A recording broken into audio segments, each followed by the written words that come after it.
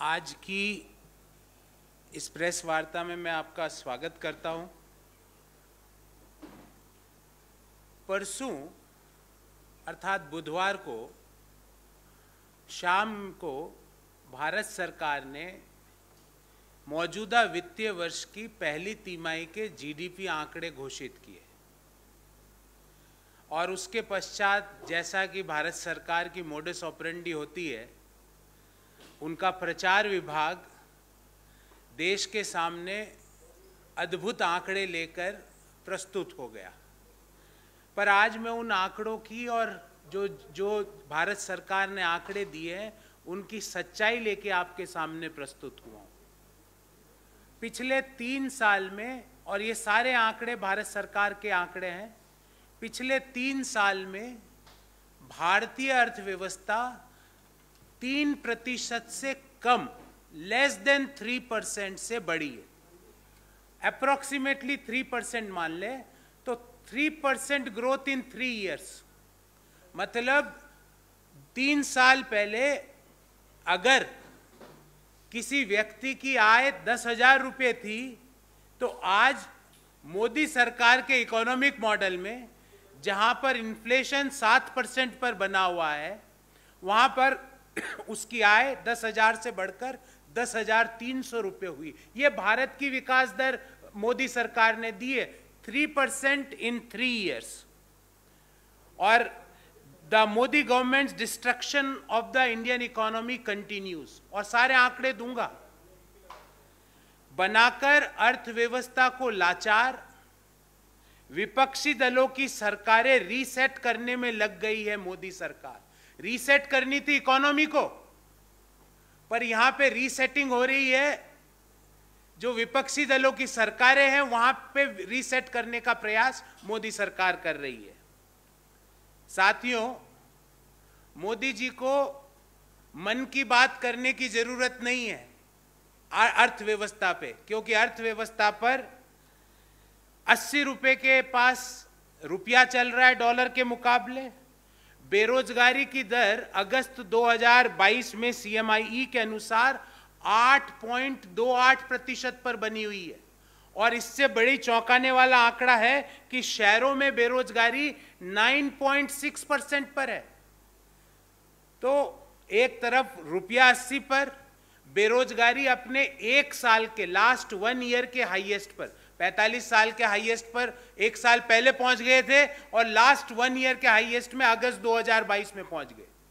तो अगस्त 2022 में बेरोजगारी की दर 8.28%, जो कि हाईएस्ट है, उस पर बनी हुई है। रिटेल इन्फ्लेशन लगातार, खुदरा महंगाई दर लगातार रिजर्व बैंक ऑफ इंडिया की जो रेंज है 6%, उससे ज्यादा बना हुआ है। अगर हम जुलाई 2022 का आंकड़ा देखें तो 6.71% पर रिटेल महंगाई दर है। इन सब के बीच में Q1, मौजूदा वित्तीय वर्ष के Q1 का अगर आंकड़ा आता है और उसको हम 2019-20 से कंपेयर करते हैं, तो जो जीडीपी विकास दर है वो 3% पर है। मतलब 3 साल में 3%। आरबीआई की मॉनेटरी पॉलिसी में ये कहा गया कि मौजूदा जो Q1 है मौजूदा वित्तीय वर्ष का, उसमें अगर हम मोदी जी का ही आंकड़ा ले लें तो उसमें कहा गया था 16% की ग्रोथ होगी। जबकि अगर हम लो बेस पर भी बात कर लें तो वो 13.5% पर है। अगर हम 2019-20 के नंबर से कंपेयर करें तो 3% पर है। अगर लो बेस पर बात करें तो जो रिजर्व बैंक का अनुमान था 16% का, वो घटकर हो गया 13.5%। और इसका नतीजा क्या हुआ कि स्टेट बैंक ऑफ इंडिया, ये मैं नहीं कह रहा, स्टेट बैंक ऑफ इंडिया ने मौजूदा वित्तीय वर्ष के जो ग्रोथ के पूर्वानुमान थे उनको घटा दिया है। पहले जो 7.5% की लो बेस पर जीडीपी ग्रोथ की बात की जा रही थी, उसको घटा के 6.8% स्टेट बैंक ऑफ इंडिया ने कर दिया है। अगर हम कांस्टेंट प्राइसेस पर जीडीपी विकास दर देखें तो Q1 2022-23 पर 36.8 लाख करोड़ रुपया था जीडीपी जीडीपी की साइज, और 2019-20 में 35.85 लाख करोड़ थी। मतलब 3 साल में 3%, मतलब पिछले 3 सालों में सालाना हमारी जीडीपी विकास दर हुई है 1%। मोदी जी का विकास का मॉडल 1% की ग्रोथ, अगर हम इसको सालाना विकास दर में देख लें। और तो और अगर हम एक्टिविटी देखें माइनिंग को, तो माइनिंग में पिछले 3 साल में 14% की गिरावट आई है, 14% डिप। जो माइनिंग का जो साइज थी जीडीपी में, वो 85,423 करोड़ मौजूदा वित्तीय वर्ष के पहले क्वार्टर में है। 19-20 के पहले क्वार्टर में वो 98,887 करोड़ रुपया थी। अगर हम कंस्ट्रक्शन को देखें, जो कि भारतीय अर्थव्यवस्था में जो रोजगार का एक प्रमुख साधन है, जो कंस्ट्रक्शन की साइज मौजूदा वित्तीय वर्ष के पहले क्वार्टर में 2.6 लाख करोड़ रुपए हैं, वो वित्तीय वर्ष 19-20 के पहले क्वार्टर में 2.8 लाख करोड़ थी। मतलब 7% की गिरावट। माइनिंग गिरी 3 साल में 14%, कंस्ट्रक्शन गिरा 3 साल में 7%, रियल जीडीपी 3 साल में बढ़ी 3%, और मैन्युफैक्चरिंग की अगर बात कर लें तो पिछले 7 साल में मैन्युफैक्चरिंग बढ़ी 7%, अर्थात प्रति वर्ष मैन्युफैक्चरिंग में ग्रोथ हो रही है 2%। ये मोदी जी के विकास के मॉडल हैं। और इन सब का नतीजा क्या हुआ कि आज बेरोजगारी की दर, जो अनएम्प्लॉयमेंट रेट है, वो आज 8.28% पर है। शहरों में बेरोजगारी 9.6% पर है। उसका नतीजा क्या हुआ? इन सब का नतीजा ये हुआ कि जो रिटेल इन्फ्लेशन है वो लगातार आरबीआई की अपर लिमिट 6% से ज्यादा बना हुआ है। साथियों, हमारा इस बाबत सरकार से 3 सवाल है और बड़े संक्षिप्त सवाल है। पहला, कि मोदी सरकार का जो अप्रोच टूवर्ड्स इकोनॉमी है, क्या भारत के लोग प्रति वर्ष 1% की ग्रोथ डिजर्व करते हैं? क्या भारत के लोग 3 साल में 3% की जीडीपी ग्रोथ डिजर्व करते हैं?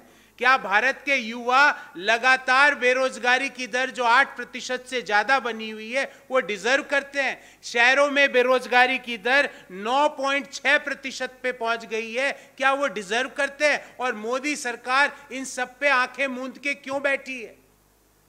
हमारा दूसरा सवाल है कि बेरोजगारी के निदान के लिए कंक्रीट मेजर्स क्या है?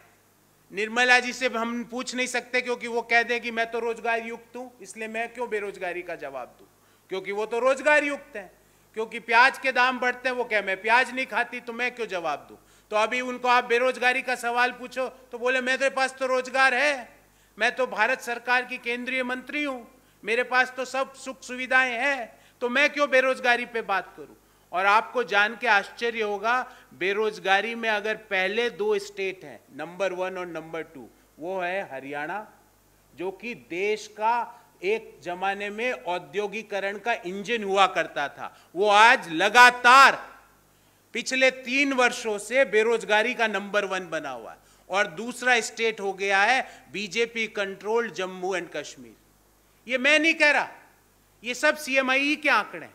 और अगर आप नीचे से देखोगे कि जहां पे बेरोजगारी सबसे कम है, तो उसमें आप पाओगे छत्तीसगढ़ है। तो दूसरा हमारा स्पेसिफिक सवाल यह है कि बेरोजगारी के ऊपर आपकी क्या रणनीति है, और विशेषकर जो शहरों में बेरोजगारी बढ़ रही है उसका निदान, उसको कंट्रोल करने की क्या रणनीति है? और तीसरा सवाल, साथियों, 2022 के शुरुआत के अगस्त महीना भी खत्म हो गया, अब सिर्फ 4 महीने बचे, 8 महीने हो गए। मोदी जी, $5 ट्रिलियन इकोनॉमी का वादा 2022 का था। कम से कम नई डेट तो दे दो सामने आके कि भाई अब ये नई डेट 2022 की जगह क्या है। आपने तो उस वादे का नाम लेने वाला कोई नहीं है।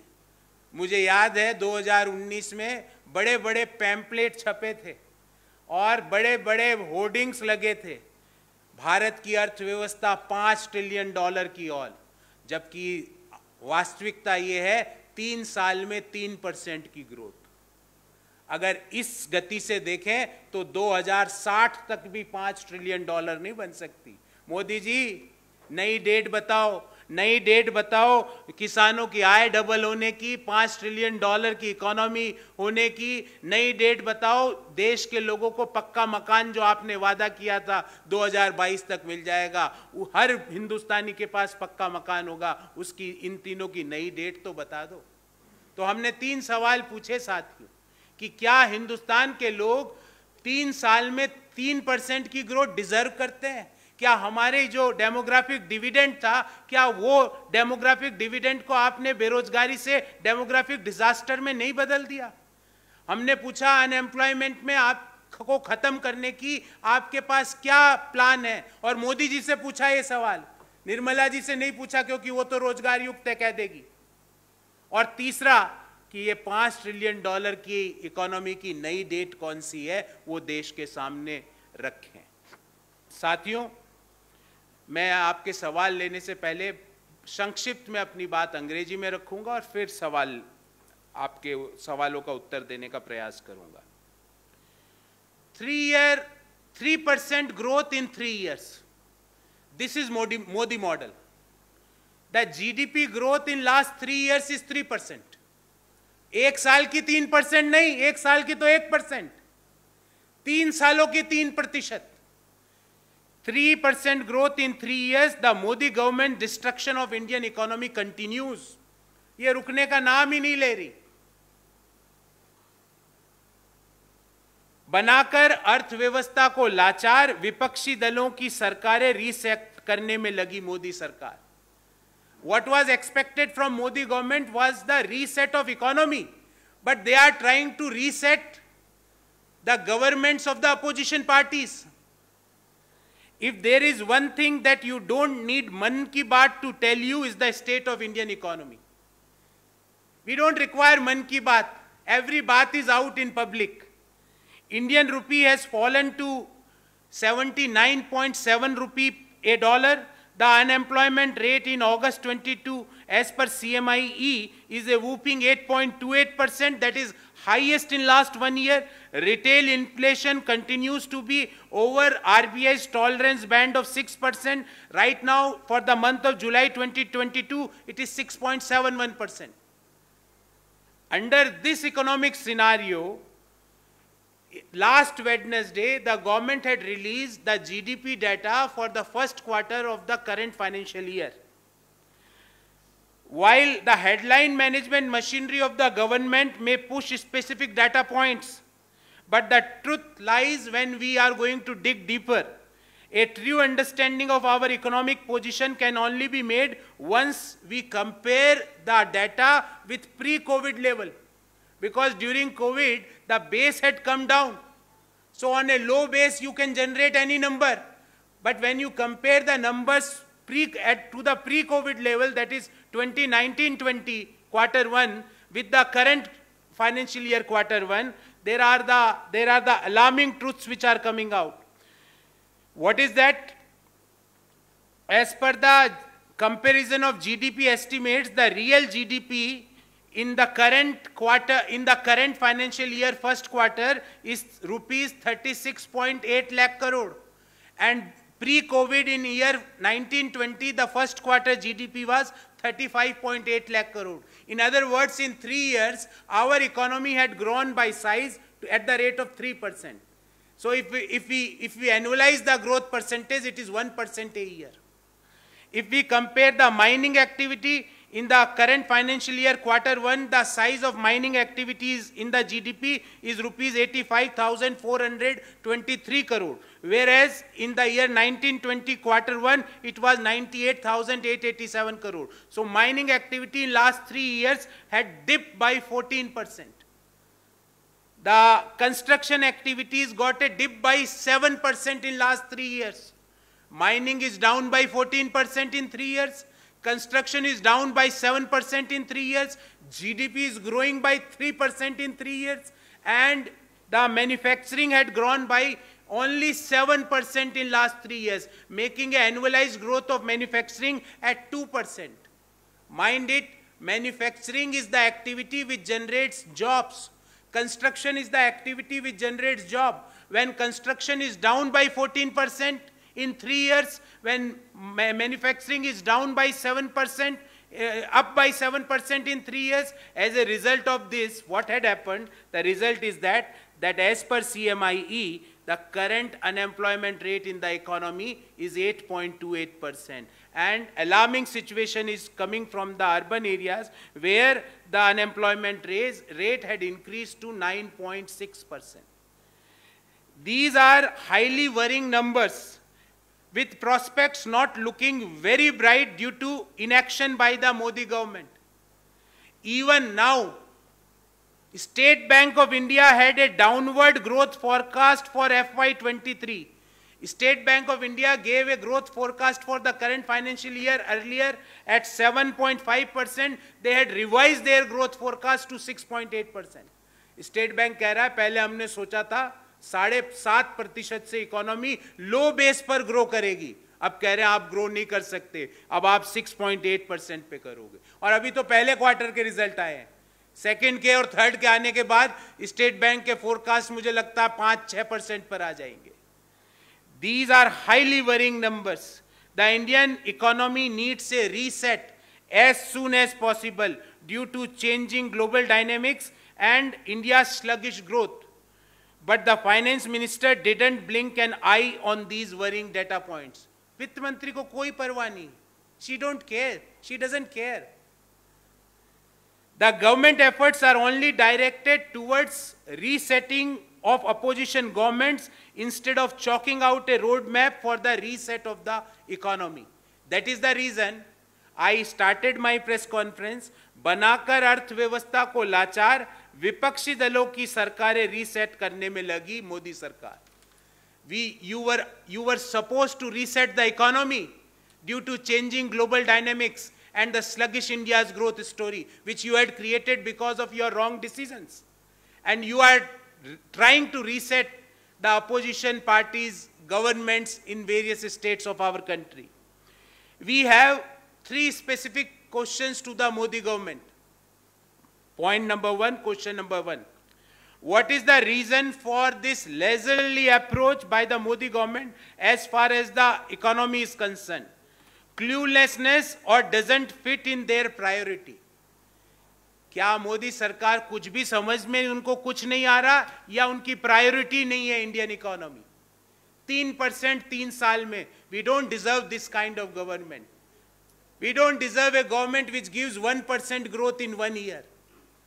What concrete measures is the government undertaking to generate employment opportunities for our youth when the urban unemployment rate rises to 9.6%?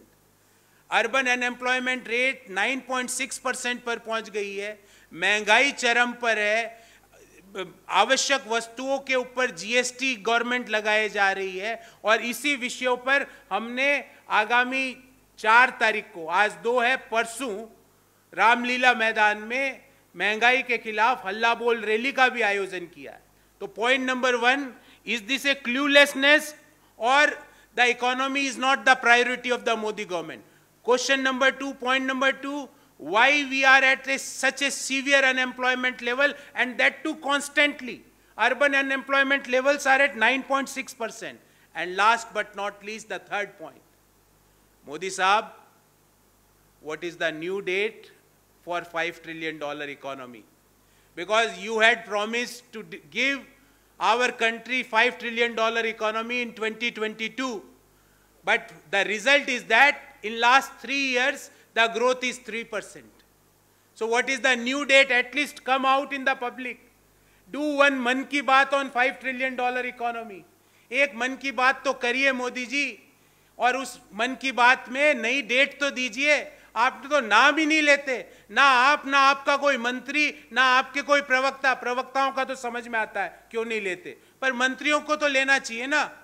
आप तो लीजिए कि इस $5 ट्रिलियन इकोनॉमी की न्यू डेट कब मिलेगी, कब देश के फार्मर्स की इनकम डबल होगी, क्योंकि आपने 2022 का वादा किया था. कब देश के हर व्यक्ति को पक्का मकान मिलेगा, हर परिवार को पक्का मकान मिलेगा, क्योंकि आपने तो 2022 का वादा किया था. So we want answers to these questions from the Modi government on the current state of affairs of economy, on the constantly rising inflation in the economy, and Congress party is taking these issues on September 4th, because we are organizing one Halla Bol rally against the inflation at Ram Leela Maidan in Delhi on September 4th. So we are going to constantly ask these questions. अगर आपको समझ में नहीं आ रहा तो हम आपको सलाह भी देंगे, पर आपकी प्रायोरिटी पे तो लाइए. आपकी तो प्रायोरिटी नहीं है. मुझे लगता है देश के युवा 3 साल में 3% की ग्रोथ डिजर्व नहीं करते हैं. 3 साल में 3% की ग्रोथ मीन्स कि 3 साल पहले अगर मेरी आय सालाना 10 लाख रुपए थी, तो 3 साल में अब मेरी आय 10,30,000 रुपए हो गई, और पिछले 4-5 महीनों से लगातार महंगाई 7% पर बनी हुई है. खाने पीने की चीजों में महंगाई 14-15% तक पहुंच गई, और हमें मिल रहा है सालाना 1% का GDP growth. So we don't deserve this kind of economy as well as the government. So friends, I am open for questions if you have any. First of all, on the issue which I had shared with you, and then we can take few other questions also.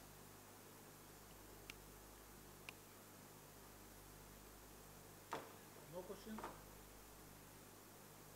So how do you respond to government's assertion after the data came out saying that as compared with other countries, the Indian economy is one of the fastest growing economies? How do you respond to that kind of thing? With which country we should compare? Does government wants that we should compare ourselves with Somalia? Is the government interested that we should compare ourselves with Pakistan? Is the government interested to compare our economy with Sri Lanka? I am sorry. We are not here to compare our economy with countries like Sri Lanka or Somalia or Afghanistan. If you want a comparison, compare it with the emerging economies. Compare it with the economies like China. Compare it with the other developed economies. We don't want our comparison with the economies which are having a constant downturn. We don't want that thing. तो आप comparison ऐसे लोगों से करते हो जिनका economy ध्वस्त हो चुकी है. I don't like itself. मुझे इस बात से घृणा है कि कोई मेरे देश की अर्थव्यवस्था का तुलना श्रीलंका से कर रहा है. अरे श्रीलंका की इकोनॉमी तो खत्म हो गई, पर हमारी इकोनॉमी है जो हमने बनाई है, हमारे देश के लोगों ने बनाई है, हमारे युवाओं ने बनाई है, हमारे सर्विस सेक्टर ने बनाई है, हमारे किसानों ने बनाई है, हमारे मैन्युफैक्चरिंग सेक्टर ने बनाई है. And what you are delivering to them? 3% growth in 3 years. In other words, 1% growth per year. Do we deserve that growth? Does our demographic dividend or the young people of our country deserve that growth? That 3% growth in 3 years. So I don't want a comparison with government's favorite countries like Pakistan. सरकार की favourite जो देश है वो पाकिस्तान है, पर अगर मैं अपना कंपैरिजन कराऊंगा तो मैं डेवलप्ड इकोनॉमीज से अपना कंपैरिजन कराऊंगा, मैं जर्मनी से अपना कंपैरिजन करूंगा, मैं स्वीडन से करूंगा, मैं फिनलैंड से करूंगा, मैं चाइना से करूंगा, मैं यूनाइटेड स्टेट्स से करूंगा, मैं श्रीलंका, अफगानिस्तान, पाकिस्तान, सोमालिया, इन देशों से, इराक, इन देशों से मेरा कंपैरिजन नहीं करूंगा. And I am asking a very concrete question that in last 3 years in construction sector there is a dip, and this is government data, there is a dip of 7% in construction activity, and construction is one of the most employment generating sector of the economy. In the mining activity there is a dip of 14%. I'm going to share this table with you. In manufacturing, there is an increase in last 3 years of 7%. Do we deserve a manufacturing growth of 2% a year? क्या हमें वो growth चाहिए थी? अरे वो make in India के share कहाँ चले गए जो मेक इन इंडिया का एक मैस्कट था? आप 2% की ग्रोथ को क्या उस शेयर का अपमान कर रहे हो आप 2% की ग्रोथ करके? You are just insulting the lion. So if you want to compare it with the emerging economies, with the developed economies. Don't compare with the undeveloped economies. Don't compare it with the gone economies of the world and say we had done this, we had done this. मैं आपसे, I'm just asking a question on your behalf कि if I am earning 1 lakh rupees in the year 2019-20, 3% growth means today I am earning 1,03,000 rupees. Does I deserve this? Mind it, in last 3 years, the petrol prices had increased by 70%, the diesel prices by 40%, the LPG prices had doubled. और आपने मेरे को कितनी growth the? 1% a year. Do I deserve that? Do the middle income group families deserve that? Do the lower income group families deserve that? Farmer is earning 27 rupees a day by doing a farm activities. और आपने कहा हमने उसको 3% growth दी. 3% कितना हुआ? 27 रुपए का. 1 रुपया भी पूरा नहीं हुआ. It's not 1 rupee also full. Do the farmers of our country deserve that growth? That is a question which we are asking. और आप बड़ी बड़ी हेडलाइन कर दोगे कि 13.5% ग्रोथ. अरे 13.5% इसलिए क्योंकि आपने पहले बिना सोचे समझे तालाबंदी करके इकोनॉमी का सत्यानाश कर दिया. So you had a contraction in the economy. So because of contraction there is a low base. Now you are generating numbers on low base. That is not fair. If you want to compare the current state and size of the economy, compare it with the pre-COVID level. Compare it with the FY 19-20. So if you compare the Q1 of FY 19-20 with a Q1 of FY 22-23, there is a growth of 3% or less than 3%. I am generous to give 3%. It is 2.8%. But I'm just rounding off the numbers to 3%. So do the young people of our country deserve 1% growth? क्या हम में ये deserve करते हैं? State bank of India Bharat सरकार का जो public sector bank है, उसने क्या कहा? ये जो डाटा आया जीडीपी का कि जो 7.5% हमें लगता था इंडियन इकोनॉमी ग्रो करेगी, हम रिवाइज कर रहे हैं और इसको अब 6.8% कर रहे हैं. Q1 के रिजल्ट आए, आप 6.8 पे आ गए और वो भी लो बेस पे. Q2 और 3 के आने के बाद आप कहां रहोगे? मैं बेरोजगारी पे जवाब नहीं दूंगी क्योंकि मैं बेरोजगार नहीं हूं. This may be the expected response from the Honorable Finance Minister of our country. But people of our country and especially the youth of our country deserves better answer, deserve better policies, deserves better strategies to tackle all these problems.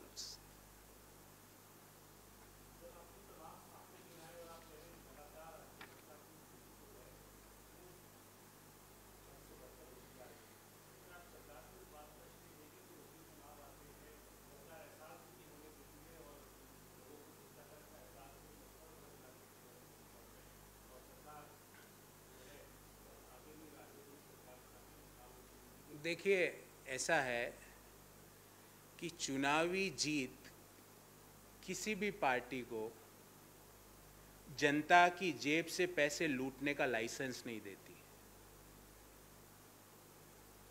हमारे संविधान में, बाबा साहब के बनाए हुए संविधान में ऐसा कोई प्रावधान नहीं है कि आप चुनाव जीत जाओ तो आप बेरोजगारी को लगातार बढ़ाते रहो. ऐसा कोई प्रावधान नहीं है कि हरियाणा में आप बेरोजगारी आज 37% पर है, 37%. Can you imagine? 37% is the unemployment rate in the state of Haryana. और वो जगह थी जो देश का मैन्युफैक्चरिंग और सर्विस सेक्टर का हब था. तो क्या चुनावी जीत किसी पार्टी को बेरोजगारी को बढ़ाने का लाइसेंस देती है? महंगाई को बढ़ाने का लाइसेंस देती है? जीडीपी विकास दर को 1% पर ईयर ही रखने का लाइसेंस देती है? हम भी चुनाव जीते थे 2004 से 14 तक. हमने भी देश की सेवा करने का, देश के लोगों ने हमको भी मौका दिया था, पर एवरेज जीडीपी ग्रोथ रेट 7% थी, 7%, जो आज एवरेज महंगाई दर हो चुकी है. जिस रेट पर हम ग्रो कर रहे थे उस रेट पर मोदी सरकार महंगाई दे रही है और 1% ग्रोथ दे रही है. तो चुनावी जीत is not a licence to kill the economy.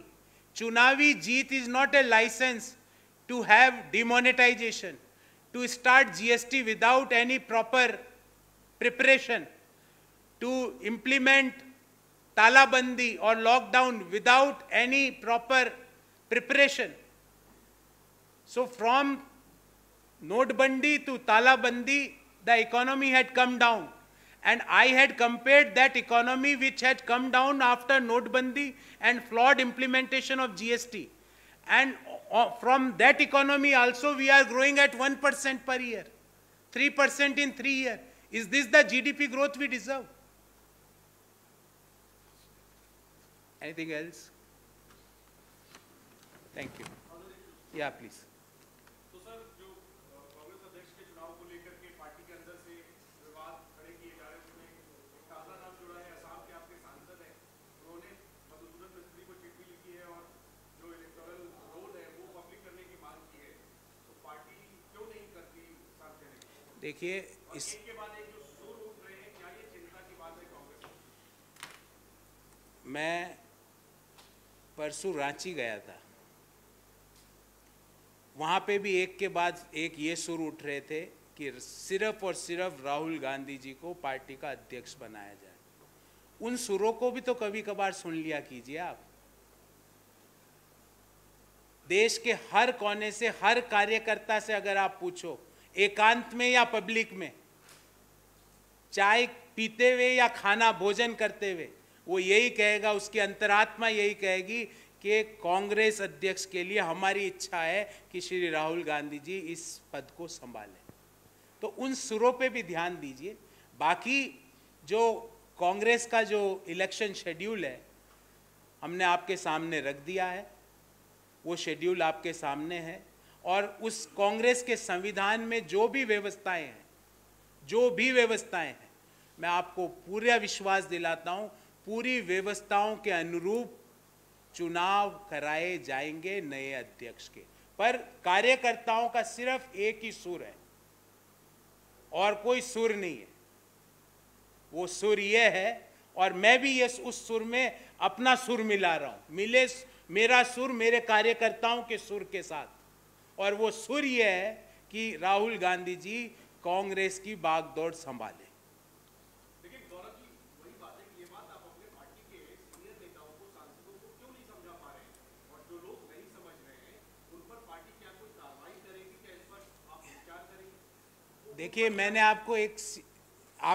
आपको मैंने ये सवाल मेरे से आपने नहीं पूछा था, एक बार किसी मित्र ने पूछा था और मैंने ये जवाब दिया था कि हमारे यहाँ ये पद्धति नहीं है कि 1.5 जने मिलके पाव आदमी को अपॉइंट करें. हमारे यहाँ ये पद्धति नहीं है कि 1.5 लोग मिलके एक पाव को अपॉइंट कर दें. हमारे यहाँ पूर्ण रूप से आंतरिक लोकतंत्र है. और मैंने पहले भी कहा, आज पुनः दोहराता हूं कि कांग्रेस के प्रेसिडेंट का इलेक्शन शेड्यूल आपके सामने है. कांग्रेस का संविधान देश के सामने आज से नहीं बरसों से है. उस संविधान के अनुरूप, उस जो इलेक्शन शेड्यूल आपको बताया गया उसके अनुरूप कांग्रेस के अध्यक्ष का चुनाव कराया जाएगा. और आप 2-3 सुर तो सुनते हो, पर 3 करोड़ दूसरे जो कांग्रेस के कार्यकर्ता उनका सुर सुनते नहीं हो. तो 3 के साथ में उन 30 करोड़ लोगों का भी सुर सुनिए जो ये कह रहे हैं कि राहुल गांधी जी कांग्रेस अध्यक्ष बन के कांग्रेस की बागडोर संभाले, क्योंकि उनमें ही वह साहस है कि मोदी से पूछ सके कि भारत माँ की भूमि के अंदर चीन अतिक्रमण करके क्यों बैठा है. उनमें ही वह साहस है कि पूछ सके कि इस महंगाई के जो रसोई गैस के सिलेंडर है उसके दाम पिछले 8 साल में 2.5 गुना क्यों हो गए. उनमें ही वह साहस है कि पूछ सके कि पेट्रोल और डीजल के दाम अंतर्राष्ट्रीय बाजार में तेल की कीमतें कम होने के बावजूद हमारे देश में डीजल के दाम 2014 की तुलना में 75% ज़्यादा और पेट्रोल के दाम 40% ज़्यादा क्यों है. उनमें ही वह साहस है कि पूछ सके कि ऐसी कौन सी इकोनॉमिक मॉडल है जो ये कहता है कि आटे पर जीएसटी लगाने से लोगों के जीवन में सकारात्मक बदलाव आता है। उनमें ही वह साहस है कि 3700 किलोमीटर पैदल कन्याकुमारी से शुरू करके भारत को जोड़ने की यात्रा निकाल सके। इसलिए हमारे सुर पे भी कभी ध्यान दे दिया कीजिए। बहुत बहुत धन्यवाद।